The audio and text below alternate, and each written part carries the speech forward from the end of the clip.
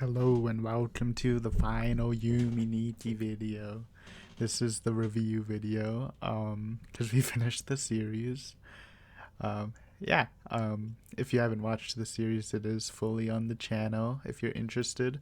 But I had a very fun time. It was definitely a different game than I expected because the past previous RPG Maker horror games have been like, Eve and Misao, where you have puzzles, you have things chasing you, and I mean, technically things do chase you in this game, but it's definitely more of a walking simulator horror game where you kind of just walk around. There's nothing too scary.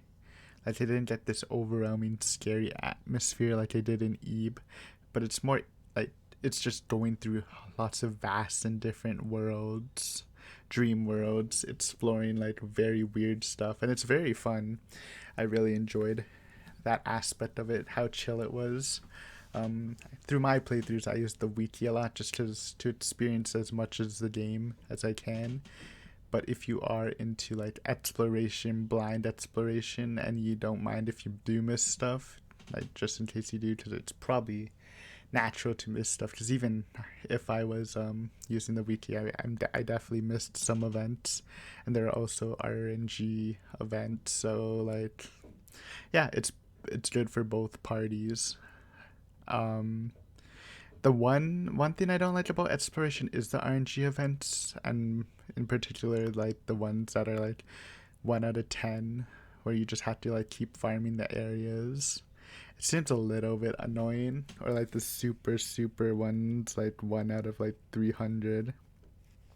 And I don't know, it just doesn't seem like that's a fun grind. I don't mind like a little RNG, but even then, like it's such an expansive world. Do you really need it?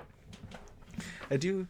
I wouldn't I wouldn't mind, like, I know there's one event we didn't get to see, but it's like a 1 in 300 chance, but it ticks as you explore the world, so you don't have to just keep going in and out. It like just happens over time. Like every 1 second, the 1 in 300 chance like rolls or something. That seems a bit better, but I don't know. It's just not my personal thing. Um, I think my general experience, there was like at the beginning I really enjoyed it, and in the middle I think it kind of slowed down for me a bit, just because a lot of the base worlds themselves are very similar to each other. Like there's a lot of black background worlds that are like very open and looping, with like some random stuff to fit the themes, but again it's mostly just black and looping. So there's like a lot of similarities in that, and I mean, in its own right, it's good, I guess, because it makes the map seem bigger than it is, and it really makes you feel like you're going on forever, which is probably a good effect to the game. But again, it's with just so many similar ones, it does feel a little tedious. But I think that is counteracted by the deeper dream worlds, which are just excellent. There's a lot of good ones. I should probably go over my favorite dream worlds. So let me just bring up the wiki because I don't have it open. Out of the base worlds, what do we have? Forest world, black world. I liked Snow World. I do think Snow World was pretty. But yeah, for the black like background worlds, there's like 1, 2, 3, 4, 5, 6. So like half of the base. Wait, 1, 2, 7. I think there's like 6 or 7. I don't know. There's a lot. So it does feel like, especially since I was just going in a counterclockwise direction, a lot of them in a row. So it's a little uninspiring, but it didn't ruin my experience that much. I liked the forest; it was alright. Block World, I didn't really like it. I guess the perception was kind of cool, but whatever. Puddle, I did enjoy Puddle, even though it is the black looping one. The Puddle was kind of a great aesthetics. Dark World was alright. I enjoy that you have to use the lamp effect, which I think is adorable. Snow World is cool because snow is pretty. Muro is interesting. Same with graffiti. It's kind of fun going through musical tiles. Eyeball, creepy, I guess. Candle is whatever. Shield was kind of alright. Neon was fun. Neon was actually pretty fun. It wasn't looping. It was more it was looping, but it was more constricted, which I kind of liked. I'm not sure what my favorite base world is. Maybe I'll give it to Snow, but Puddle is also kind of nice. But the deeper locations, okay, there's like a billion of them, so I'll just say which ones I actually just like. Face Carpet Plaza, that's kind of whatever. I think Hell is, I mentioned it in the finale, but it's a very good interpretation of Hell, but it's kind of whatever for me. White Desert, I like it. It's good. Dense Woods, sure. I mean, there are some good places in the Dense Woods. Like the Black Path to get to Dense Woods B was kind of cool. The train car was actually a really good mini area. Witch's Island too, which are both basically the same thing because you take one to get to the other. But I really loved Witch's Island. I love the witch's sprite. Just the whole aesthetic of that place was very fun for me. Wilderness, it's a cool place, but it is massive, which is the point of it. It really does feel like the biggest area, and it might be the biggest area, but it's just a mass of suffering. Barrett Settlements. If you watch my finale, Barrett Settlements, you were triggering me a bit because you need to RNG something, kind of RNG something for the final effect, but we got there. It's nice. FC World's, I don't know if it's my favorite, but it is definitely a really, really fun world. I love it. Sky Garden was very nice. Actually, Sky Garden is pretty top tier too. Ghost World was whatever. Pink Sea was great. I love the Pink Sea. Sewers was good. Windmill World was good. The dots, I talked about it before in my finale and some of the other episodes. The dots is really, really top tier too. The mall was alright. Footprint Path was great. Checker Tile Path was alright. Static Maze was whatever. Neon Tile Path is probably worse than the other paths. I don't think I went to Mini Hell. I don't actually know how you get to Mini Hell. See, we missed something.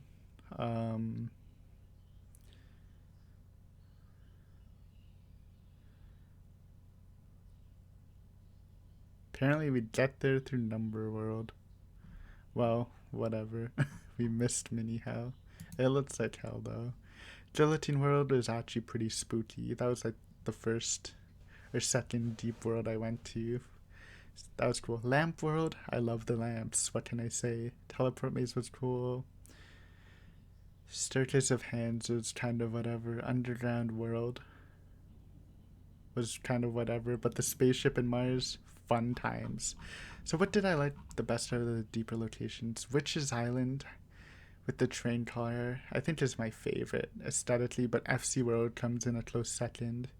Then the Pink Sea and the dots really tied for me. And everything else is, what I said about it. Effects, lots of cute effects. Let me look over that too. Fraud's kind of low tier for me. Umbrella's low tier. Hat and Scarf is pretty cute. Ukiona's whatever. Knives, whatever. Hand face is pretty good.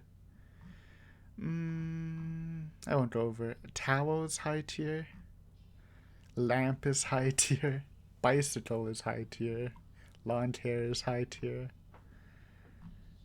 Witches, kind of high tier. I don't know. There's some effects that we didn't really get to choose. Because once you get the bicycle, you don't really... I didn't play Fashion Yume Nikki. But, like, the Oni was kind of cool. Though we didn't do much with it. Traffic Light. Okay, for versatility, Traffic Light is just really good. You will, like, never get caught with it. Because you can just stop all the enemies. But yeah, just from what like I said, it's a simple game. It's a simple game with a lot of speculation. Because I was reading some of the theories, I said I might do a video reading the theories, but it's fine. There's a lot of interpretation. That's not what I was just playing it for the vibe and the experience. But if you are into looking at meanings and stuff, you can probably get a lot out of the dream worlds, and taking the information and kind of filling in the blanks about Madotsuki's character. Finding all the effects were great. I'm sure there are some great events. It's just good. It's gameplay wise, you're walking around, you're finding effects. I wouldn't really call this a horror game. It's like a walking simulator with horror aspects, mainly in the form of atmosphere. But yeah, that's great game. It's hard to compare to any of the other horror RPGs we played, so I won't. But I enjoyed it, and I'm willing to try out the like 10 spin-off games. I know Dream Diary looks interesting. It's like a 3D version of the game. It is like $22, so I'm not really into that. But eventually, maybe in the future.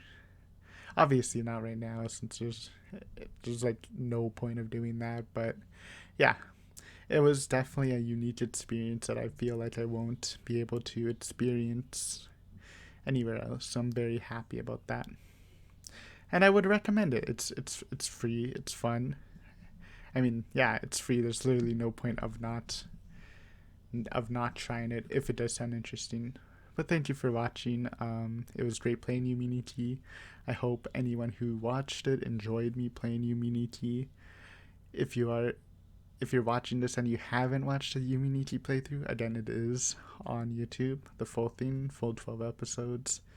And in the future, I will be continue to play horror games, horror RPG games, horror stuff in general. So if you are interested in that, feel free to subscribe. And again, maybe I will one day play one of the spin-off games or Dream Diary. So it's a possibility.